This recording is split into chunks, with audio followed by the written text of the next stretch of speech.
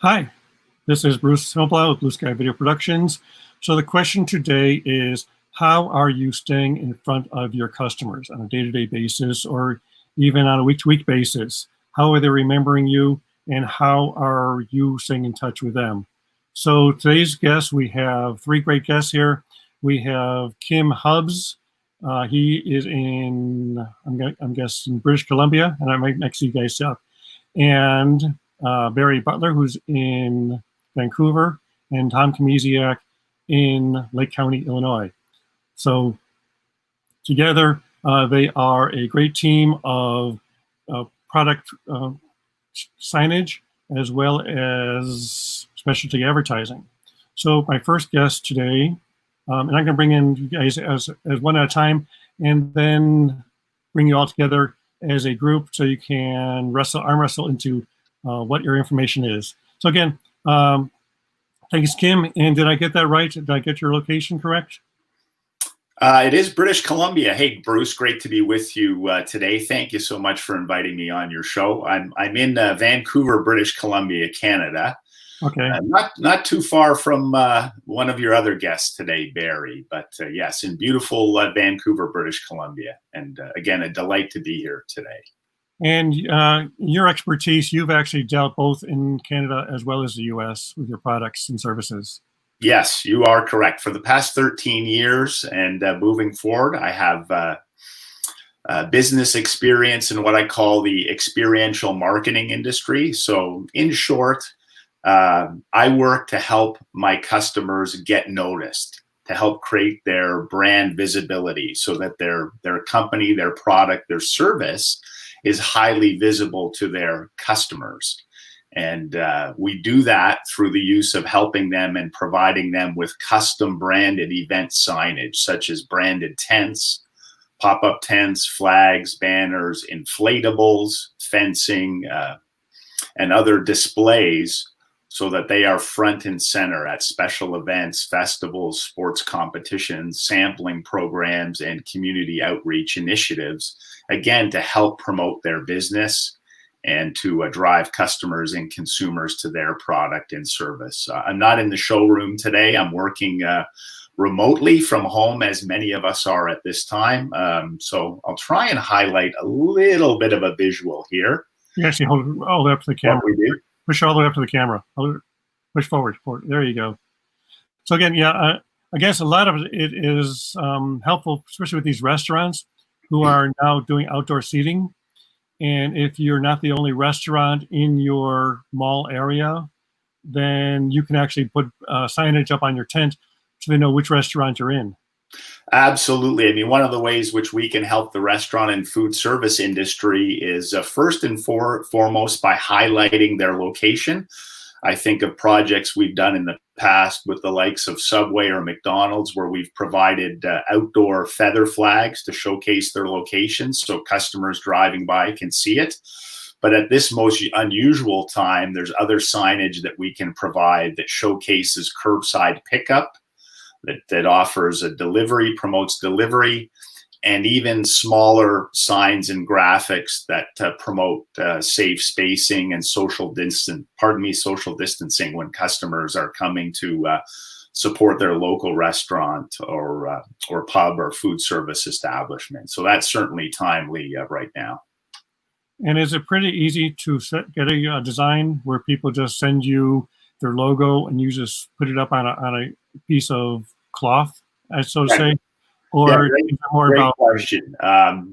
In our relationships with most of our customers, whether they're large national, multinational brands or smaller owner-operated businesses, they will typically provide us with a proper vector graphic or logo file that our design team will then create a template for the product in particular. It could be an inflatable arch, a tent, a flag, a table cover. We will then present that proof back to the client for approval before we go to print production of the fabric and the hardware display. In cases where clients are a little uncertain as to how they want their message presented, our design team can help. We can take a basic concept from the client and then look to present them with 2 or 3 examples of how the finished goods would look. And again, review that with them. Our process is very much consultative. We want to understand what the client's objectives are from an experiential marketing and branding standpoint. And then once we know that, look to provide them with solutions to really help that event be as successful and effective as it can be. And especially with things opening up, people are doing more. I think even in our local area, where local chambers is holding a golf outing, and there's a lot of tent placement there, especially if there's a chance of rain. You don't want to be rained out or rained on, but also to establish your brand on location. Yes, in the case of tents, you're absolutely right. They do provide a form of shade and shelter from sun, wind, rain. But the number one objective, as you duly noted, is that brand presence, whether it's a golf tournament, again, a festival, an event, a company's sampling program. They want to be noticed. They want to engage clients, so that we do that. And there's no denying that over the past few months, with things being unusual, there's been a downturn in events, but thankfully we're seeing a reopening. Events are being planned, live events and activations are always going to be a part of a company's marketing engagement plans. We're humans, we want that interaction. So we're noticing a slight uptick now as well. Excellent, and we've actually got some fans here chiming in. We got Kara. I think she's out on the west. Hey, Kara. And Eric. He is also known as a pizza guy, and hopefully he'll be a future guest as well. And again, from Alan. Hello, Alan. Thanks for watching. And so, yeah, I'm gonna kick you out for a second. I'm gonna bring you back on in a few minutes. Talking about signage as well. Another guest we have is Tom Kinesic, who is from Lake County, Illinois, Speed Pro Lake County, to be specific. And Kim, I'm going to take you off screen for a little bit, but I will bring you back, I promise. Hello, Tom. Thank you. So, Tom, you're kind of also in the signage business as well, but you have more of a specialty that you work with. Hey, Bruce, it's kind of echoing a little bit here, so I'm having a little bit of trouble getting the question. So as far as who you are, what you do, we pulled some images here of some of the wraps that you're currently doing. Yeah. So like vehicle wraps and things like that. Yeah.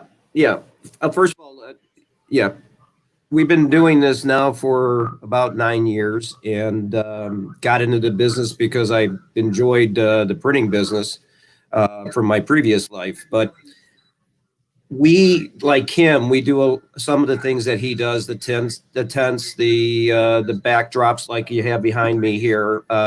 We do the flags. But I think for the majority of our business, we get more into the window graphics, wall graphics, vehicle graphics. We also do event graphics, but the majority of our business right now has been the window walls, building graphics, and the vehicle wraps.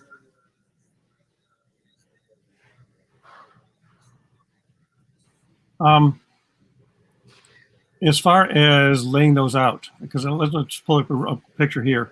So you've got this laid out really interestingly, and you've got this woman across 6 panels here. One thing that some people don't understand is when you design a graphic, it's not basically one sheet of image that's just sliced and fitted. There's actually some math that goes into this as well.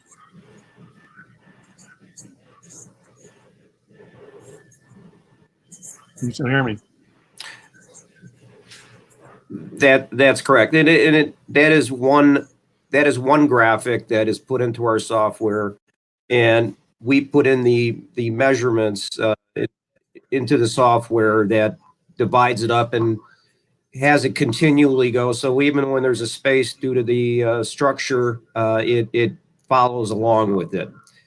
This job that we did, it was approximately about 3.5 linear 3.5 football fields worth of vinyl, and that went into this project, and shows from both the inside and the outside, with most of it showing from the outside, which is where they wanted it to show. They're opening up a new location, and even though that we're in a situation with the COVID, they wanted to get that message out that they're going to be opening, and they decided to go along this route to make sure that people knew they were building and coming into that location.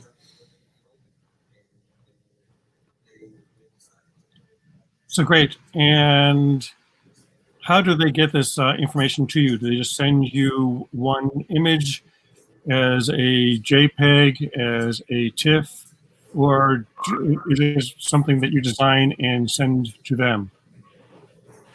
They usually send something this large. They usually send TIFFs. It's the best way to print it from that, but we resize it if we have to here in our office, and to make sure that it fits. But the TIFFs, any vector files that we get are usually good. One of the problems that we have, maybe compared to what Kim might have, is when we get a logo that's small, some of them just cannot be blown up to the point where they want it, as large as they want it. So we have to redo the logos to put them into the type of file we need to be able to print it big. So great. And then here's one more. This is a local guy. He wanted his trucks wrapped, and so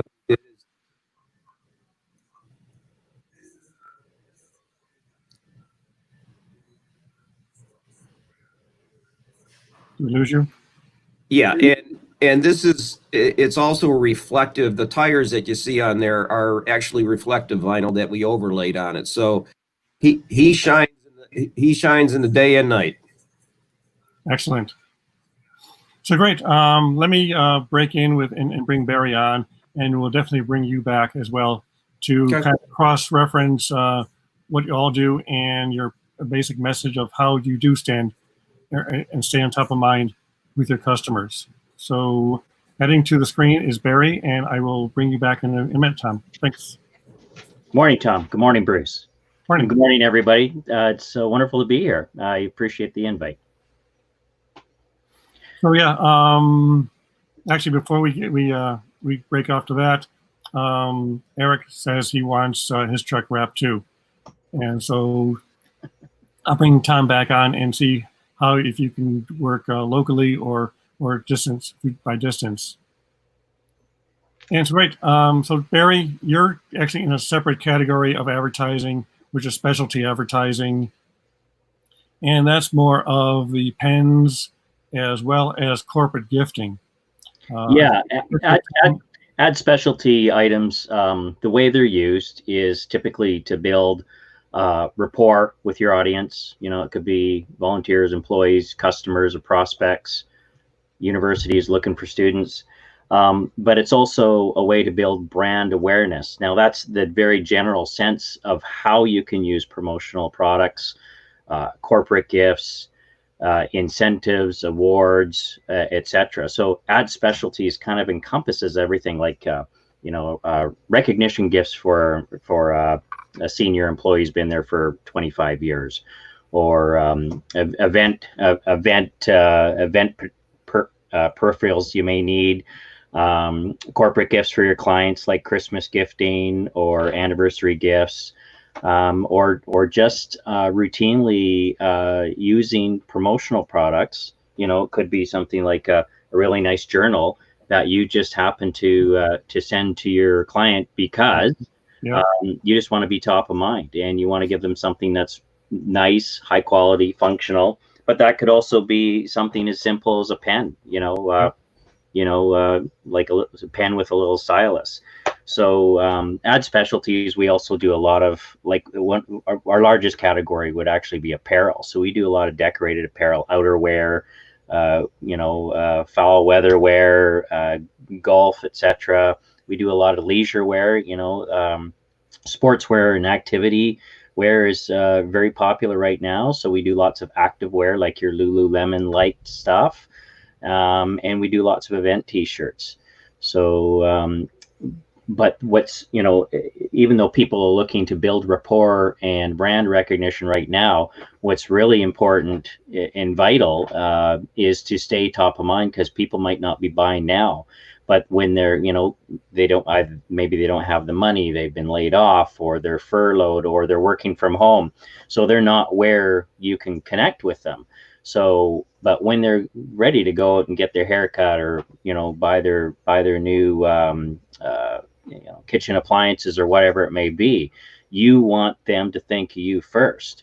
So if you stop advertising or stop reaching out to your core audience during this time, you're gonna open up your competition to get out there and advertise as well, or somebody's gonna think, oh well, so and so's closer, he's around the corner, I'll go there, because they've forgotten about you.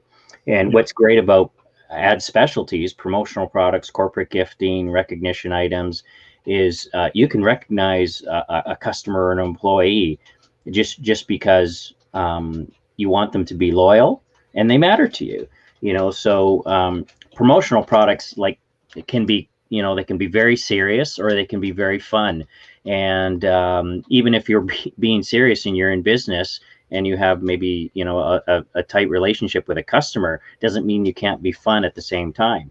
Like things that are very popular with us is like our Belgian chocolate bars. Yep. Very inexpensive. We sell these in Canada and the States, and we logo the chocolate, and we logo the wrap. So you've got all that kind of 4-color process. And people are saying, well, what's new? Well, my answer to what's new right now is what works. Let's not just, rush out and buy a bunch of pens, not thinking about what you're trying to achieve. Pens might be great if you're going to, send them a letter and drop this in an envelope. That makes sense. But if you open up to a trade show or a festival or something and everybody's spread apart, not everybody is your customer. So whether it's 50 cents or $5, why just give them a pen? Because, promotional products are at their best when they're targeted and you have a plan, and that's what's most important. Even if you've got a small audience that you want to keep in touch of because you have large but fewer customers, we're doing fun things like, where's your customer? Well, your customer is going to be taking a vacation. If they can't afford the vacation now, and you're in the northern states or in Canada, you might be in January, February, March, you might be thinking about going south for a vacation. So why not keep yourself top of mind and do a custom flip-flop? And these are made in the States, with eco-sensitive inks and eco-sensitive items. And you got to think about where your customers are. Maybe you're doing preschool or private school, so you could do something like this. But what's really important is to have a plan, keep it targeted, think about where your customer is, and stay top of mind. And like any advertising, like what Kim's doing, Tom, you can't just do something once and forget about them. You buy a newspaper ad, you buy a radio ad, you buy a billboard at the corner of the freeway and the freeway, because tens of thousands of cars are going by there every day. People will eventually forget you. So you have to be consistent. Have that plan. So like something like this, you could send your top prospect or customer or volunteer coordinator, send them something like this to their home, or have a social pickup, say, hey, we appreciate you, but we can't get this to you on these days. We're going to be open from such and such. We have a little nice gift for you. Come on by and be appreciated. You could do the same thing and use one that's refillable, where we brand the cover. We can actually put the recipient's name on it, so it belongs to them. And if it's a corporate customer, you're saying, well, I've got nothing really to say. I don't want to bug them. Well, if you use a refillable journal, we sell the refills. You can add a pen, and then 3 months later, 4 months later, 6 months later, send them a refill with a little note saying, here, thinking about you, you might be needing one of these by now. Or you could just say it's summertime, you know, we're thinking about you. You could do like a little rubber duck, you know, that's fun. Each of those ducks has different personality too. Absolutely. You know, charity, maybe, you know, you'll notice that all kinds of people are doing charities for, people who are out of work, or restaurants. They're trying to help their local business because they're not doing any business right now. So you can use something like this. This could be for nurses. This could be for the food bank. This could be for the cancer drive or walk that was postponed or canceled because people can't get together right now. We have a big event coming up in September in Canada. Is the Terry Fox Run. You know, a lot of people will be familiar with Terry Fox, who was a one-legged guy who did the Marathon of Hope back in 1980. And to this day, there are runs around the world, but people can't get together. So they're looking at other ways. You know, they're still doing T-shirts, they're still doing this stuff, but for people who register and raise some money, they're just going to mail them the shirt. And this is something you could do as well.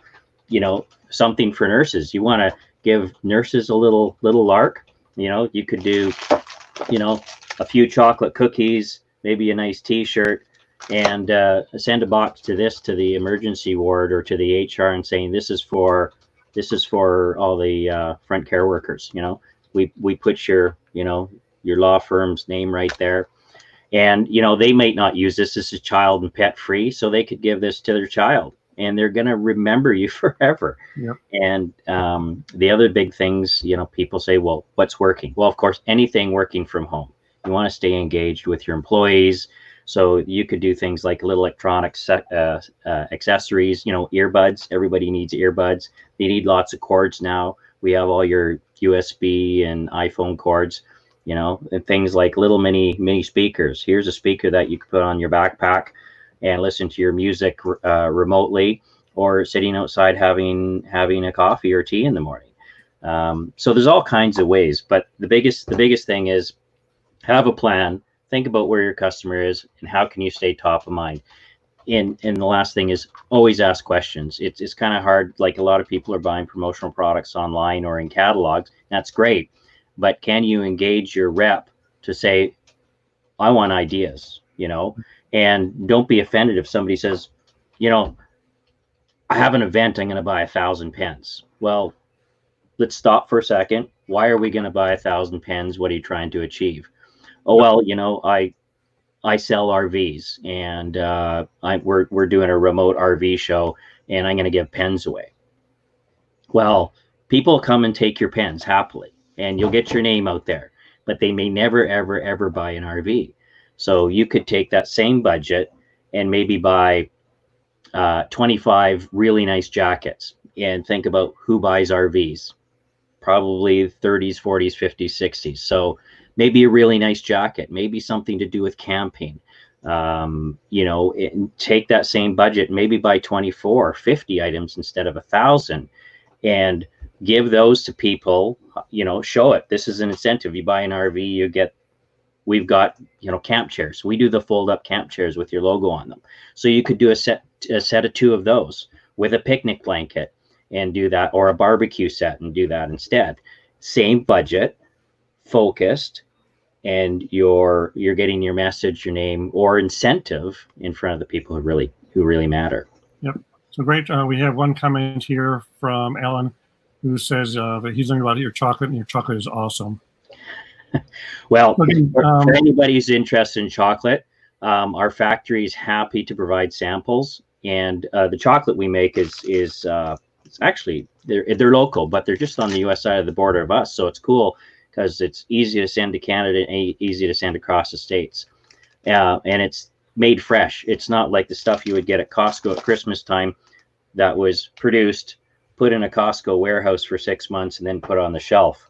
This, when you buy this, we make a dye, we create the chocolate, and we send it so you know it's fresh. And it lasts for about a year if it's in the right conditions. Okay. So I'm going to bring our other guests back on. Sure. And kind of have each of you ask your own questions of each other, because I know you probably know the business a lot more than I. But also, let's say we have some comments here I think we already brought on, let's see, hi guys, from Jody. She's actually something here in Lake County.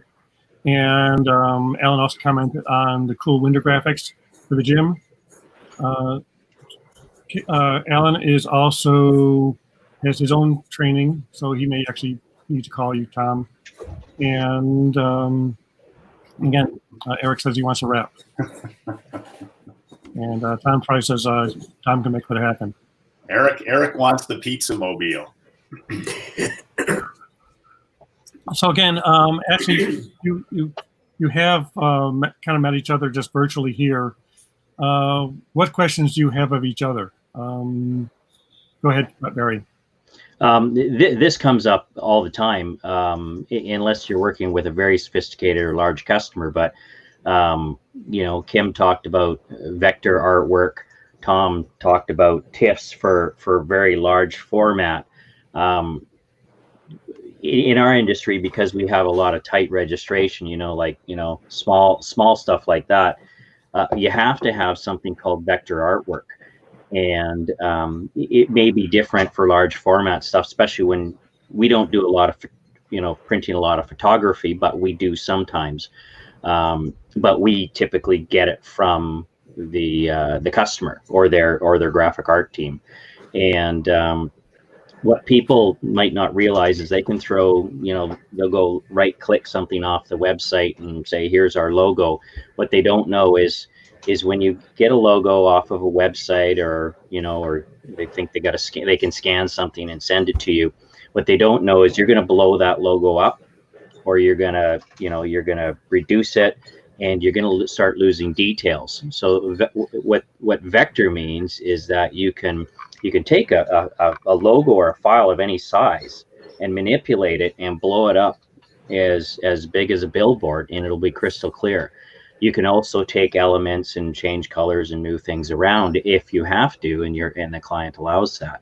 So I was going to ask you, Tom, you were mentioning for large format photography, a TIFF. So is a TIFF file something that you can blow up? Is it like a vector file? Is it like an APS file, like an Illustrator file? Or yeah, the TIFF file we can usually blow up to get to the quality that we want. Any time that we've gotten a TIFF, we haven't really had any issues with it. It's when we're receiving the PDFs, the pings, and the JPEGs is where we have the issues. And like you said, Barry, when they pull it off the website, it just doesn't do the trick. It looks like by the time you blow it off, it looks like saw teeth all over. So, right. And also a big thing is that something you pull off of the website is more of a RPG file or RGB file. RBG. RGB, which is red, green, and blue. And print is a different color space. So if you pull something off of RGB and try to turn it into CMYK, which stands for what? Cyan, magenta, yellow, and black. Yeah, there you go. The color space moves. So you need to make sure that your colors, especially if you're a brand that's really concerned about your color. Yes, it's well, not. I think more to echo Barry and Tom's comments. We share similar business services and solutions. Again, we want to help our clients get noticed. So thankfully, everyone is absolutely, I can't think of the word, I'm lost, sorry. But their number one priority is the quality of their brand reproduction, excuse me. So typically they'll have a marketing team internally, or if they're a smaller business, they'll have a graphic agency or a marketing agency externally that will work to make sure that right. we get the right vector art files. If we don't get them, then we go to plan B, which is our in-house design team can do that reformatting, so that, as Tom mentioned, when it goes to production, you get the right quality, particularly with enlarged graphics. Tom's examples were the vehicle wraps or the window and wall graphics. In my world, large inflatables or tent structures that are sizable in size. you don't want it to be small dots or pixelated, as we call it in the industry. So just an added comment there. And that being said, I think in any of our industries, depending on the time you have, of course you're going to ask the client to, try and provide the right type of graphic you need for the right job, because they might want a 4-color process logo, and then they send you a black and white. Now you're talking about Pantones and colors, because there's 1,000 blues, there's 1,000 reds, 1,000 greens, and you can't just guess. So, like what Kim says, if you got time, or you got a fussy customer or a really good customer, and you can't just pick up the phone because they're so busy, well, we just take care of it, right? You either have an inside or outside graphics team. For small customers, this is all I've got, and it's not going to work. Well, give me the phone number of the guy who prints your business cards. Solution done, right? Or we just redraw it and get it done, get it out of the way, And a lot of small clients, small budgets, they'll worry about, how much you're going to charge me for that. Well, typically, they're going to be a long time customer. We might waive it or build it into the cost, or take a couple points. So I think in any of these industries, you don't have to worry about that. But it is the one thing that will hold up your job, is the artwork. Nothing happens until you have artwork. So I think anybody listening should know that. And quite often, that's a lot of my customers, that's the first, or prospects, that's the first question. What do you need for art? What do you need for art? Because nothing happens till you have art. And the art approval. Because at the same time, like most of their business, I don't think we're just going to print it without the customer seeing it. They're going to get some type of proof approval, and an order confirmation, and they're going to have to look at that and look at it carefully and sign off on that before we go ahead, just like you would with a magazine or a newspaper ad or some type of large billboard graphic. You're going to need an art proof. We don't take chances with our customer's brand. That's very important. And quite often, before I even send a customer an art proof, I look at it 10 ways from Sunday, go back and look at it before sending it to the customer, because I've had customers sign off on bad art, and they say, oh, and then, there's repercussions. Measure twice and cut once. Yeah. And have more than one person look at it, because words kind of look okay to you. Like, what was that one saying? A bird in the hand. And if you don't look at it closely, you only see the one word though. So here's a question. When budgets are tight for customers, how do you help them understand the difference between nice to have and necessary to have? Well, go ahead, Tom. You can take it. Well, one thing that we do is, especially for when it comes to vehicle graphics and even window graphics, everybody wants the whole thing done, and sometimes they don't have it in their budget to have the whole thing covered. And so what we do is we pick out and talk to them about the areas of a truck or a car or a window that are going to be or a bank of windows that people are really going to be looking at and not seeing anything else. So those are the areas that we concentrate on. We also talk about with the vehicles too. Is it less expensive to have the whole thing wrapped than painted? And so they take that into account. And many times it's less expensive to have just have it wrapped. The material lasts as long as they take care of it, up to 10 years, which is just as good as any paint job. And that's how they make their decision on that. To add to what Tom just shared, in the event and experiential branding and signage world, we typically sort of employ a good, better, best strategy depending on the client's needs. And again, it all goes back to what the other gentleman said about asking the questions, engaging the customer, finding out what their objectives are. So we want to know, in my world, with my experience, is it a one-time event? Is it a one-day event?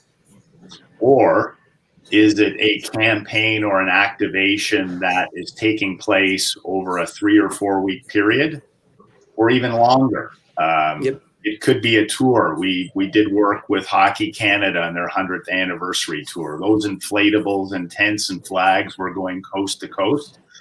They had a budget to work within, but we absolutely needed to make sure that the signage for the events was durable and long lasting and looked the best it could over that year's activation. So knowing how long the campaign goes for is really critical, because you've got the ability to suggest structures that are more durable or more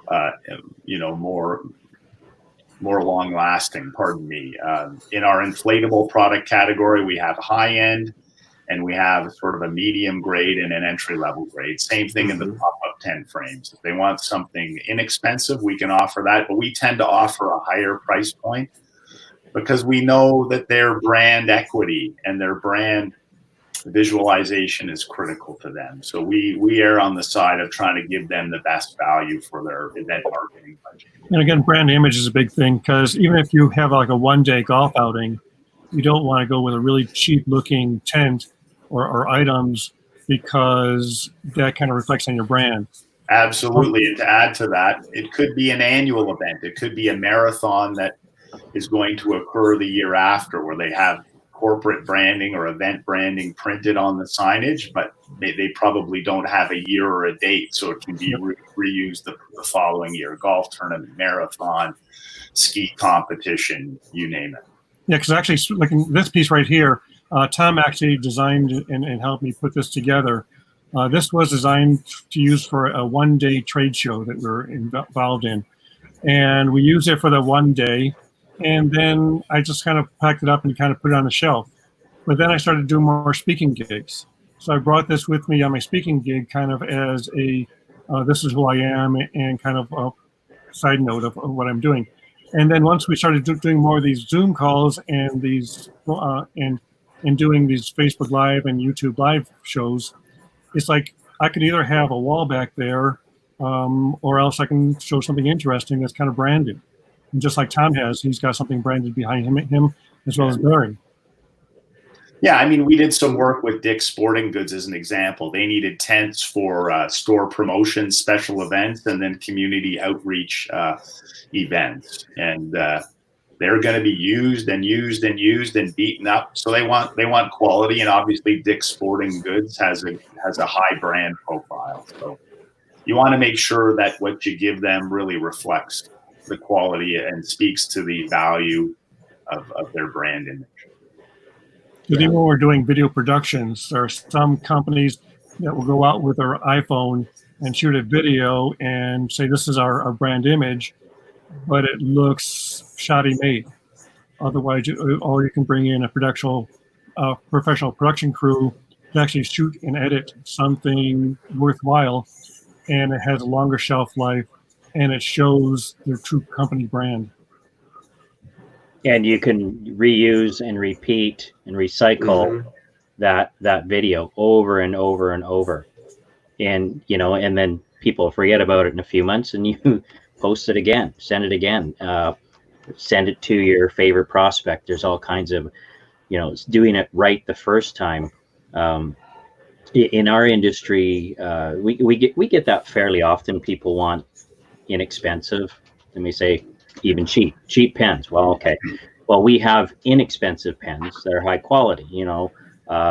If it's got to be quick and simple with Papermate and Bic, they're stick pens or click pens. They're inexpensive, but client, if I was going to show them really nice, something $3 like this, a really nice metal pen with a German ink and a stylus, when they can't afford the $3 and they say, well, no, it's going national, it's going to be a 6-month campaign, we need lots and lots and lots of them, I can still go very high quality, not as sexy, but Bic, Papermate, they're guaranteed probably number one and two brands in the world for pens, and we just pick a pen that's got a big brand space. So like Kim, our philosophy when a customer is looking for something is we do a good, better, best, and the best might be a little bit above their budget, but there'll be benefits, like he's talking about the quality, the longevity of the item. For ad specialties, you want it to be in a person's hands for as long as possible, because not only is the customer or prospect or volunteer or employee using it, they're taking it, they're going to Starbucks, they're going in their car, they're going to work, and everybody's going to see it. But if this gets all dinged up and rubs off and it's cheap plastic on the inside, and they toss it away in a couple of months, or it's a cheap pen and a week later it's not any use, they tossed it. Well, that's your money going into the garbage can. That's why we give them the benefit. So here's what you've asked for, but we'll throw 3 pens in front of them and say, good, better, best, try them out, what do you think? And then let them determine, because quite often we can pare back somewhere else, right? They may think like they want this journal, and they think it's going to be $5. Well, maybe I can do a really cool journal for $4. We can throw that back into the pens or the polo shirts or something. But it's very important to give customers the option and remind them that they'll have this for years. And it's like the book. We can provide free refills with this. So you could put it in a really nice little gift box, and it includes 3 refills in the retail packaging.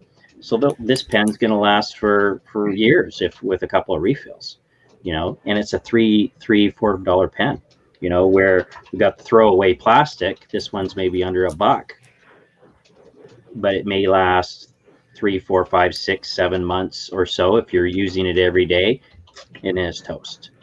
Actually, I've got one pen I really love. It was a giveaway from a company, and he retired, so he's no longer around, but I still have his pen. Hey, Bruce, I want to add one thing. The fun, not to speak on Tom's behalf or Barry's behalf, the fun of the businesses that we're in is seeing the end result, seeing the finished product that we provide to our customers. That's the excitement of it. We work in the industries where everything is highly visual. It's graphics, it's branding, it's marketing. And what's exciting for me, and I'm sure the other 2 gentlemen, is when you have the opportunity to see the good work you've done with your customer and how you've helped them.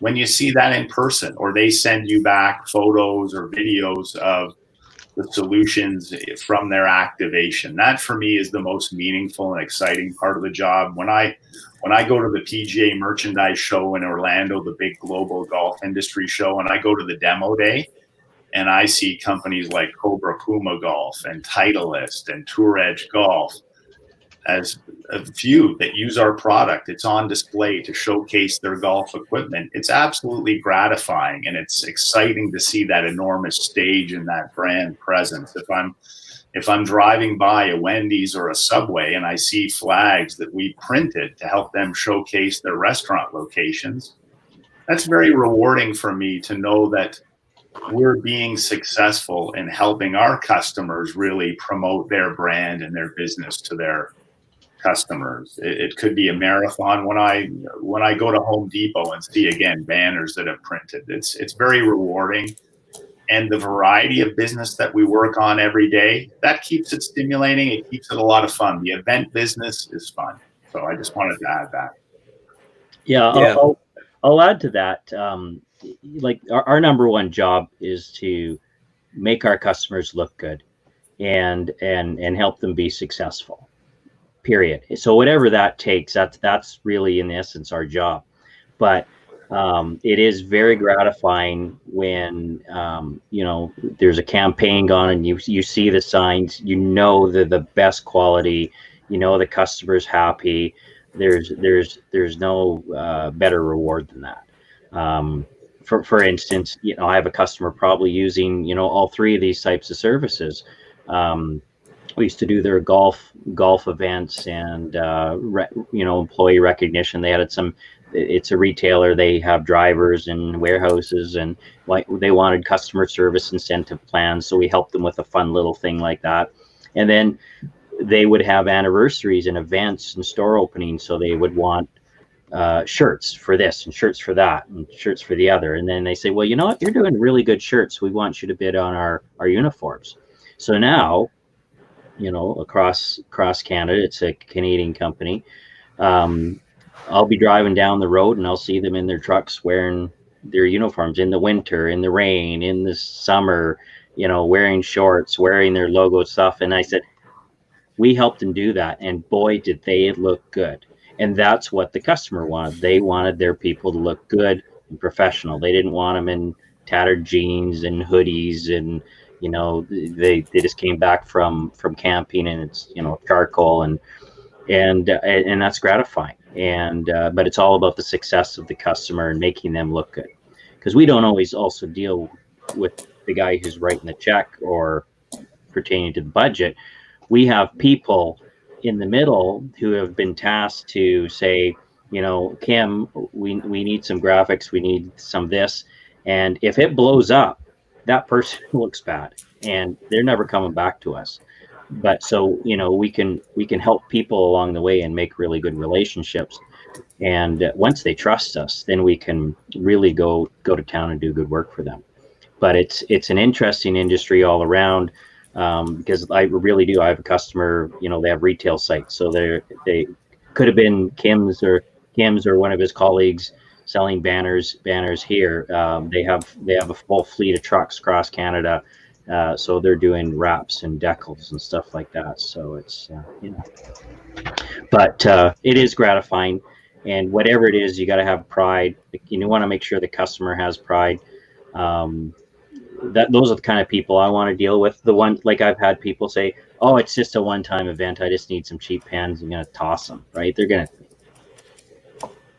It's not the kind of.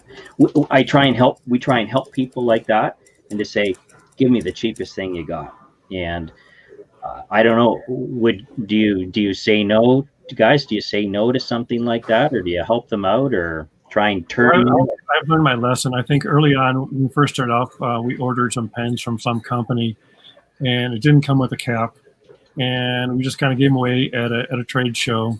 And like 2 months later, we get a call back from this guy. The pen linked in my pocket.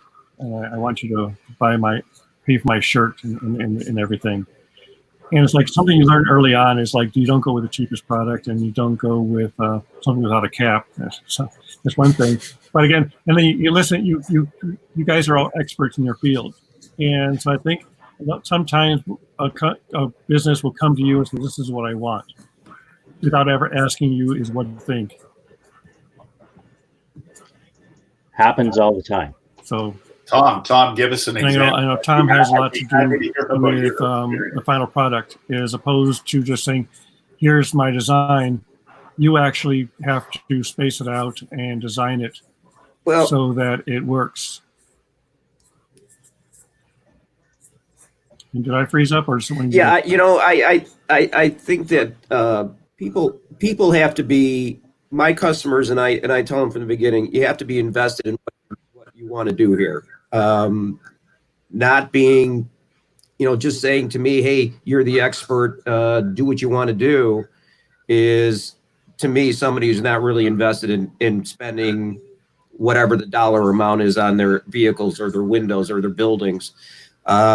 So they have to be invested in it. And I tell them that it's going to help keep their costs down if they are invested, because the more time I have someone spend on design and revisions and proofs and everything else, the more the costs rise. And so it's a little easier then to give them some ideas, what might work, what might not work. But if they're just saying to you, "You're the expert, just do what you want to do," I would say 8 times out of 10 it doesn't work out. It goes to the wayside, and it's been a lot of time spent on both ends of just wasted time. So, but as far as recommending to people, I don't mind recommending, but I sometimes when they accept what I recommended as far as the design goes. You always hope they like it. You always hope the color is correct, and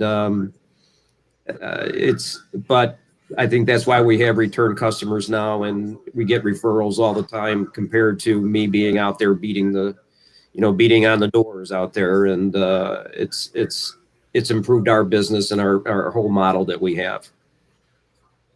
Yeah, Bruce, some of what we do is very much collaborative. Our customers will know that we specialize in certain areas: branded tents, flags, banners, table covers, inflatables, and such. But they'll come to us with a concept or idea. I'm sure most of us know the Scott's Miracle Grow company. They make Scott's Turf Builder and other lawn and garden supplies. They came to a company I worked with a short while ago about needing a branded display for their retail product merchandising in Home Depot locations across the country. It was something we'd never done before, but in consultation and work with them, we came up with a packaging design that met their needs, helped showcase their product in the stores during lawn and garden season.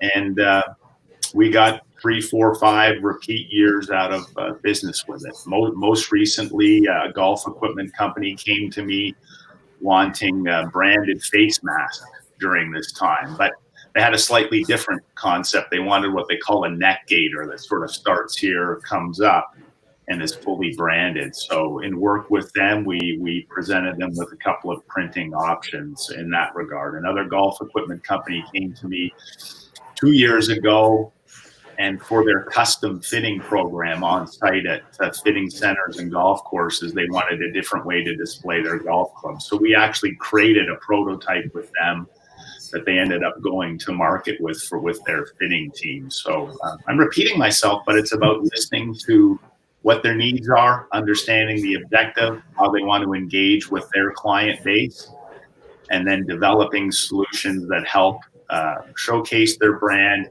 and attracting them back to that company that we help work with. So that makes it fun. Yeah. There's always, when people come to you and say, this is what we want, sometimes they have a concept, sometimes they don't. They just want their logo on it. And then after you present them, they say, oh yeah, can I get my email and phone number on that? So if you don't have much to go with, you got to ask a few key questions. The customer has to be willing to, sit with you for a couple minutes at least and say, hey, what are you going to do with this item? How are you going to use it? Who is it going to? What's the audience? Do you have a budget? No. Well, so now you got to figure that out, because my good, better, best might be $1, $2, $3 for a pen. Oh, I was thinking 50, 60, 70 cents. That's my good, better, best, right? So you don't want to waste their time and your time, and get 5 minutes on the phone on Zoom with somebody. You can figure that out. Do you want something very basic? Do you want something, if it's going to high corporate guys, you probably want something nice and subtle and elegant. But if it's for a music festival or something like that, you're going to want to add color and, like Tom's background, really cool. It's 1-2 color logo on a dark backdrop, step and repeat. That's very, very cool and very, very popular. So you can play with stuff like that if it's the right crowd. Is it university students, or is it directors of a big gold mining firm? And you figure these things out, and then at least you've got a path to follow, and you can show them some. A lot of the companies we deal with, once we have that nuance, I can put that in an email, follow up with a phone call, and they'll do a couple mock-ups for us. But at least we're shooting in the right direction. We're not shooting out here, we're shooting in here. And that's very important. So with little to go with, when a customer starts and they know what they want or think they know what they want, you can figure it out quite quickly, but you got to ask important questions. Yes, Barry mentioned Zoom, and I know we're running over. Actually, this is, I think, our longest show ever, but we've got 3 times more guests than usual. So either way, how are you staying top of mind and in front of your customers in these times when you really can't do door to door and be in front of them? Who wants to go first? I guess we start with Kim. We'll start with Kim. How are you staying in front of people? Thanks for asking. It's absolutely imperative. The overwhelming majority of clients and customers that I help service are in the United States, and here I am in Vancouver on the other side of the border in my home office. So thankfully, we've got technology to support engagement and dialogue. Obviously, I'm using Zoom. Zoom's been a great service and help to me. It really helps personalize the discussions with customers when you can see them and understand the tone of their voice and their facial gestures. LinkedIn has been a great tool. I'm reaching connections and making new connections with LinkedIn, but also LinkedIn has a couple of cool features where you can send a voice message to your customers once they're a connection, and you can also create a video and embed it in a message via LinkedIn. And there's another tool that a number of us know called Hippo Video that allows you to create video messages to both customers and prospective clients, where you can format a framework for the video with your customer logo and identity and a customized header message, and then verbiage embedded within the video that you can send to clients. So these are all ways that when we can't meet at a customer's office, their place of business, that we can still create that personal affinity and that connection with them and be of service to them. So Tom, how are you staying in front of your customers and how are you staying top of mind?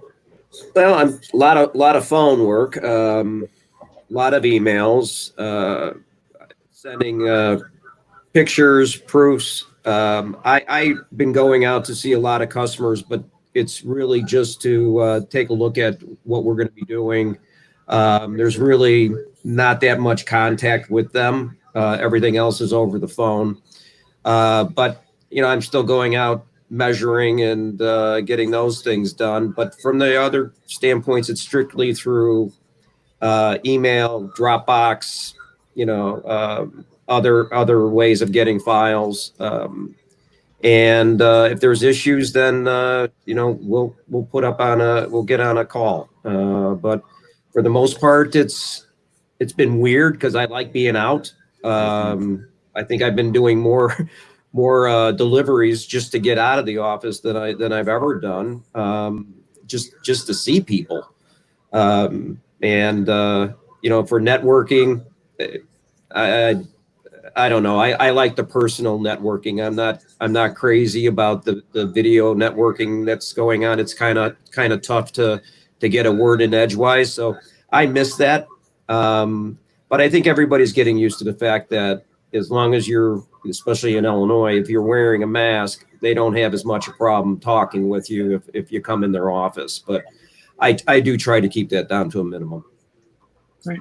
And so we got a comment real quick from Brian, who's explaining his great insights today. So thanks for our audience for tuning in. And I haven't forgotten you, Barry. I'm just bringing in Barry's Brian's comment real quick before he tunes us out. But yeah, so I know, Barry, you're never lost of words. So how are you staying top of mind with your customers? Well, I've learned that there's never just one strategy to, getting a hold of your prospects and your customers. I've done a lot of networking in the past as well. So I started off doing phone work. You're leaving a lot of messages. You don't know if people are getting it or not, if they're listening or not. So like Kim, I'm on this Hippo Video channel. So I've been sending, quick 30-second videos to people. You can put your email in there as well and say, I've crafted this little email for you. It's specific, it's targeted, it's one person at a time. And it's great for connecting with people in your networks who might refer you, or people, your prospects who maybe you've talked back and forth and you've got their email information, and your customers. Because we can do this It's very personal, it's targeted, and they see your facial expressions and they know that you care. And you know, and we're not talking really about business unless they have a specific project coming up. That's different. But it's got to be personal. So I'm leaving lots of personal messages, and also connecting with those people who've helped me get ahead. Not people necessarily prospects or customers, but people in my networks. They're all over the place. You know, some have been laid off, some have been fired, some of them their business has gone under, and they're going to pop up somewhere. And if you care about them, you're going to connect. One thing I wanted to do early on is use my own marketing medium, but you know, in March, April, it was very difficult. People were, you know, either being laid off or they were being sent home, and I didn't have their home phone numbers. I could connect with them on email. So slowly, I'm getting some of their home addresses, and we're going to be working on a lumpy mail program. And what that means is you take a little care package, and it could just be, you know, a little bookmark in an envelope with a personal note from you. Just sent. People don't get mail anymore unless they're bills, right? Or the you know, or your tax audit or something like that. So you send something, you know, or you put a little box together with some cookies and a couple of pens and a personal note, and do that every, you know, couple of months or something like that. And same thing with your employees. So that's what I'm working on. But the video has got to continue. I've got two of those video networking groups that you're talking about, Tom, and I get on them when I can. But you know, I signed up for them. I keep getting them, and when you can, they're great because more often than not, they're people in your local community, or in your industrial community. You know, so it's your crowd, it's your group. So I would say anybody listening is connect with your chamber, connect with your friends who are in business, because they might belong to a network, and do something. But lumpy mail doesn't, you know, lumpy mail is great because they get a cookie, or they get a pen, or they get a, you know, maybe a charging cable or something like that, whatever is specific to where they are at this time, customer, prospect, employee, and it just says, we care, we're thinking about you, right? So that's how we're trying to move on. Here's a question. So what promo items would you, or what promo idea would you recommend to gain raffle entries? Just because of. I'm sorry, can you say that again, Bruce? So if you're having Jody's asking, if you're having an event, maybe like a golf outing or something like that, what promo would you send out to get raffle entries? In mail or in person? I'm not actually sure where these people are, but I guess if you're talking about social distancing. What promo would you recommend to gain raffle entries? I think a mail piece is really good right now, because number one, it's unusual. They're not expecting it. You can make it really cool. And with graphics, it's like even these, you know, hard good items.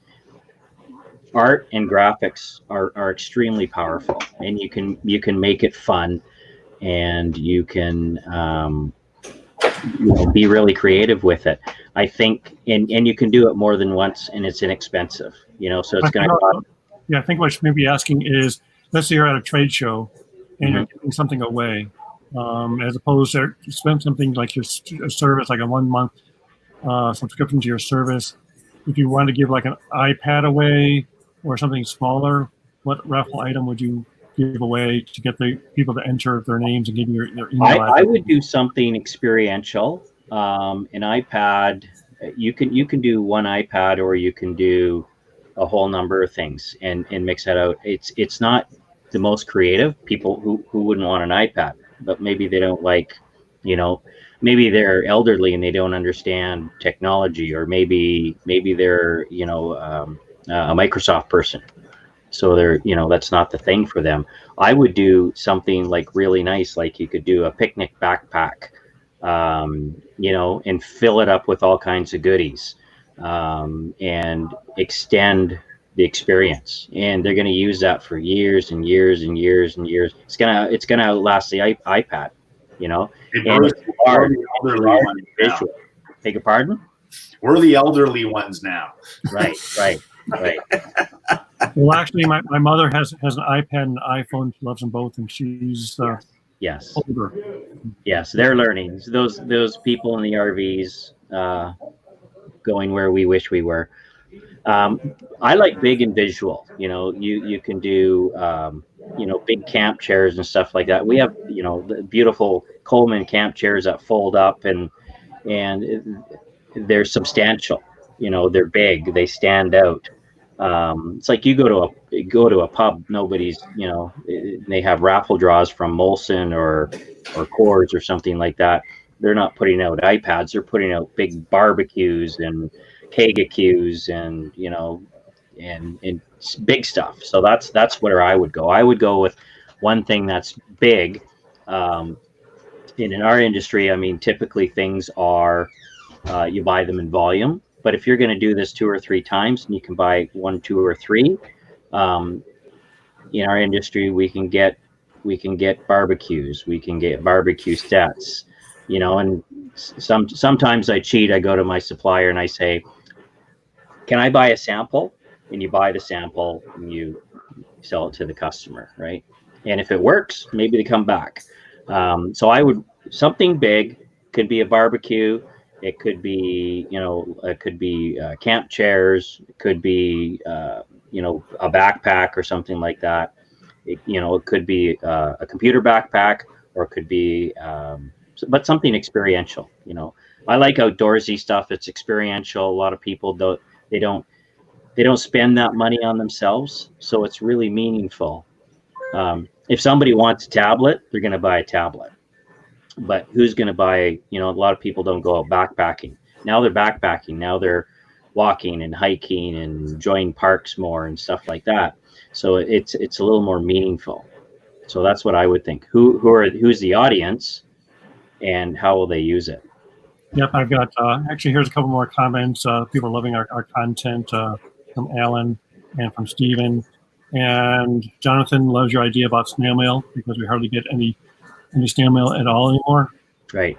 And I make it a little bit lumpy because it's the first thing they're going to open up on their desk or when they pick up their mail. Yep. And it's really cool when you get the little ticket because maybe it doesn't go in the slot. Now they got to go to the post office and say, somebody sent me a package. It's an experience. And then I think one of my favorite items is we used to go to the broadcast convention. And I got this one backpack one year as a registration person, and that's the one backpack I bring with me everywhere. It's big enough to fit my small camera in. So if I'm on an airplane where I have to actually take my video camera out of my carrying case, I was used to travel on planes. I remember those days. But if it's a smaller puddle hopper flight, and they don't let you bring your carry-on, I'll actually take my camera out of the carry-on, put it in my backpack, and bring it onto the plane with me because I will not check my camera ever. But that's one item I've had for, it must be maybe 6-7 years. And it's got the company logo on there, and I'm always looking at that. Yeah, in the right quality, anything it's just going to last longer. So the person, if it's a gift or a recognition piece, they're going to get more out of it. You're going to get more out of it because they're going to remember you longer. So, for anybody thinking about that, think about the longevity of the gift, and it's just going to keep giving and giving and giving, right? But when you're thinking about smaller things, think like, Kim was talking about events. You don't want to, if you want to keep your budget down, you don't want to print the date and maybe the name of the event on it because maybe that event only comes to Dallas once every 10 years and it floats around. So now that's garbage. And anything we do eventually is going to, need to be repeated, fixed, replaced. So we got to think about, masks, pens, and stuff like that. You want something that also isn't going to pollute the earth forever and ever and ever. So, pay 5 or 10% more now and use that thing over and over and over and over. Just put the brand on there, make it really cool, buy high quality, and use it forever. you know, So- because in our industry, we don't want to pollute. We want to help people, you know, and I think in all of our industries, we're probably working with some nonprofits and institutions like government and in hospitals and universities and stuff like that. And we want to be a contributor and do, you know, less pollution, not more pollution. If you buy the cheapest, quickest, junkiest, you know, trinkets or tents or wraps, and it doesn't work or it peels off, now you're replacing it and it's just going to go in the garbage. We don't want that. One big wind and it's across the other side of the facility. Yes, yes. So I think this conversation could probably go on for another hour or two, but we've already, since we're an international audience, I think we've already bypassed our, this is a record breaker. I think we've got a lot of good comments here as well. Thank you all for joining us on this. And if you like this content, definitely share it out. Subscribe to my YouTube channel and my Facebook channel, and follow these guys. They're around is Tom Kinesic with Speed Pro Lake County, and Barry is with Target. I know you're independent as well as a sales rep, and Kim, you're a great source for everything. So connect with you on LinkedIn. Absolutely. Thank you. It's been a pleasure to be here today, Bruce. And Thank you. Thank you very much. Nice meeting all of you. Thank you much. And we'll be on next week. Our special guest next week is Scott McCain. Thank you. Thank you much, Tom. So next week we have Scott McCain, who is an author and also member of the Hall of Fame for speakers and marketing.